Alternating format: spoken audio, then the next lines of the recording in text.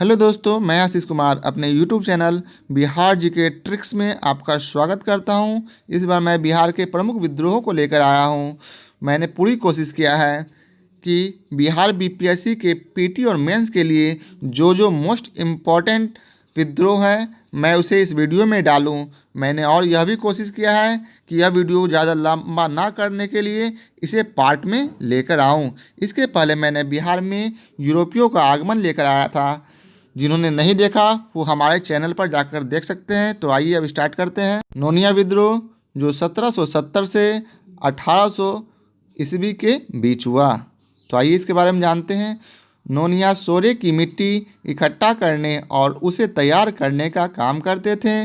सोरा का उत्पादन बारूद बनाने में होता था तथा पलासी युद्ध के समय बिहार सोरा उद्योग का केंद्र बना। तो आइए अब आगे जानते हैं। यूरोप के डच, पुर्तगाली, अंग्रेज और फ्रांसीसी व्यापारी सोरा प्राप्त करने के लिए आपस में प्रतिस्पर्धा करते थे। मीर जाफर की सत्ता जब बिहार में सुदृढ़ हो गई तब उसने अंग्रेज़ों को बिहार में सोरे का व्यापार करने का एकाधिकार दे दिया। तो आइए इसे हम पिक्चर के माध्यम से देखते हैं। इसमें आप देख सकते हैं कि मीर जाफर ने अंग्रेज को सोरे का व्यापार करने का एकाधिकार दे रहे हैं। इससे डच, पुर्तगाली और फ्रांसीसी अंग्रेज़ों से नाराज़ हो गए। फ्रांसीसियों ने इसकी शिकायत दिल्ली दरबार तक में की। यहाँ भी आप देख सकते हैं फ्रांसीसी ने शिकायत करने जा रहे हैं कहाँ? दिल्ली दरबार में। बिहार में सोरे के उत्पादन का मुख्य केंद्र हाजीपुर, तिरहुत, सारण और पूर्णिया था। कंपनी और नोनिया के बीच आसामी होते थे। ये आसामी नोनिया लोगों से कच्चा सोरा लेकर कंपनी के कारखानों में देते थे। वे कलमी अर्थात रवादार सोरा 2 से 4 रुपये प्रति मन और कच्चा सोरा 1 से 4 आना प्रति मन लेते थे तथा नोनिया को 12, 14 या 15 आना प्रति मन देते थे। जिस सोरे के लिए कंपनी आसामियों को 1 रुपया 12 आने प्रति मन से ज़्यादा देती थी, कोई भी अन्य व्यापारी उसी के लिए 3 रुपया प्रति मन खुशी से देने को तैयार रहते थे। नोनिया लोग अंग्रेज व्यापारियों की चालाकी से अवगत हो गए।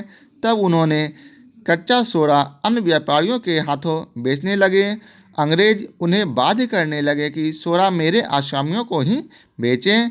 इससे नोनिया लोग शोषण के खिलाफ विद्रोह करने लगे। उनका यह विद्रोह 1770 से 1800 ईस्वी तक जारी रहा। अगर आपको हमारा चैनल पसंद आ रहा है तो इसे सब्सक्राइब करें। Bihar GK tricks. आइए अब देखते हैं सन्यासी विद्रोह।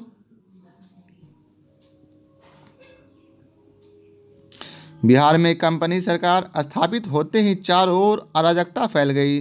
अराजकता के उस वातावरण में भी साधु संत फकीरों की टोली घर घर अलख जगाने के लिए भ्रमण करते थे। भारतीय संस्कृति, समाज एवं परंपराओं से अपरिचित अंग्रेज पदाधिकारी सन्यासियों की टोली को दस्युओं का गिरोह तथा भेदिया समझकर उन पर आक्रमण करने लगे। आइए जानते हैं इसके बारे में और आगे। 1769 से ही किसान बंदोबस्ती व लगान वृद्धि को लेकर बिहार के किसान कंपनी सरकार से भड़के हुए थे। इसमें आप देख सकते हैं साधु संतों, कवि, फकीरों को पकड़ पकड़ कर सरेआम फांसी पर लटका दिया जाने लगा, जिसे आप पिक्चर में आसानी से देख सकते हैं और समझ सकते हैं, याद कर भी सकते हैं देखकर। आश्रमों, मस्जिदों में इसकी प्रतिक्रिया हुई। गुरुओं ने अपने अनुयायियों से कहा, देश को गुलामी से मुक्त कराना सबसे बड़ा धर्म है। पराधीनता की मुक्ति के लिए अपने को होम कर दो, अर्थात अपने को जला लो। सन्यासी योद्धा वंदे मातरम का उद्घोष करते हुए अंग्रेजों तथा उनके वफादार पर हमला करने लगे। और भी आगे है इसमें। सारण में 5000 सन्यासियों ने कंपनी के सैनिकों से युद्ध किया और हुसैनपुर कब्जा कर लिया, जिसे आप ऊपर के चित्र में देख सकते हैं। सारण के आरक्षी अधीक्षक कैप्टन हे ने पटना से सैनिकों को मंगवाकर हुसैनपुर किला पर आक्रमण कर उसे तोप से उड़ा दिया, जिससे हजारों सन्यासी मारे गए। और पूर्णिया में भी इस तरह के आक्रमण हुए। वहाँ के निरीक्षक डक रेल बंगाल के दिनाजपुर, रंगपुर और मालदा से आने वाले सन्यासियों को गिरफ्तार कर फांसी पर चढ़ाने लगे और पटना के चारों ओर विद्रोही सन्यासी बड़ी संख्या में थे जिन्हें ग्रामीण सहयोग कर रहे थे। गवर्नर जनरल हेस्टिंग ने घोषणा की कि जिस गांव के किसान सन्यासियों के बारे में प्रशासन को सूचना देने में से मना करेंगे उसे गुलाम की तरह बेच दिया जाएगा और ग्रामीणों को भी सरेआम फांसी पर लटकाया जाने लगा। सन्यासी विद्रोह बंगाल, बिहार से आरंभ हुआ था और विभिन्न रूपों में 1800 ईस्वी तक चला, जिसमें मजनू शाह, देव चौधरी रानी, रामानंद गोसाई आदि सन्यासियों के गुरु थे। देखेंगे भूमिज अर्थात चुआर विद्रोह के बारे में। भूमिज जाति दक्षिणी बिहार के बड़ाभूम और घाटशिला के बीच पहाड़ी प्रदेश में निवास करते थे। कंपनी सरकार द्वारा 1769 ईस्वी में भूमिजों के ज़मीनों पर लगान बढ़ा दिया गया, जिससे भूमिज किसान भड़क उठे। उन्होंने लगान देने से मना कर दिया। लगान वसूलने पहुंचे कर्मचारियों, पुलिसों के साथ भूमिज किसानों की झड़प हो गई, जिससे कंपनी के कर्मचारी मारे गए। भूमिज इतने उग्र थे कि अंग्रेजी फौज पीछे हटती गई।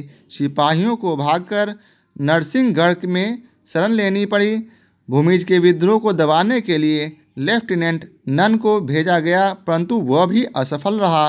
विद्रोह के विस्तृत स्वरूप के आगे अंग्रेजों का दमन काम नहीं आया। निकटवर्ती उड़ीसा के पाइक, उत्तर के पंचेत, मालदा, पाटकोम तथा सिंहू के भूमिज भी विद्रोह में शामिल हो गए। कंपनी सरकार विवश होकर एक समझौता किया और भूमिज एवं पाइक जाति से छीनी गई जमीनें वापस कर दी। सुबल सिंह, जगन्नाथ पातर, श्याम रंजन आदि भूमिज विद्रोह के प्रमुख नेता थे। समझौते के 25 वर्षों तक अर्थात 1805 से 1830 तक शांति बनी रही। भूमिज विद्रोहियों को साम्राज्यवादी पसंद बंगाली कर्मचारी चुआर कहते थे, इसलिए भूमिज विद्रोह को चुआर विद्रोह के नाम से भी जाना गया। तो इस वीडियो में हम लोगों ने देखा नोनिया विद्रोह, सन्यासी विद्रोह, चुआर विद्रोह, और अगले पार्ट में हम लोग देखेंगे जो जल्दी आएगा हो विद्रोह, पहाड़िया विद्रोह और मुंडा विद्रोह। इसलिए ज़रूर इसे सब्सक्राइब करें अगले पार्ट को देखने के लिए। Thank you for watching my YouTube channel Bihar GK tricks.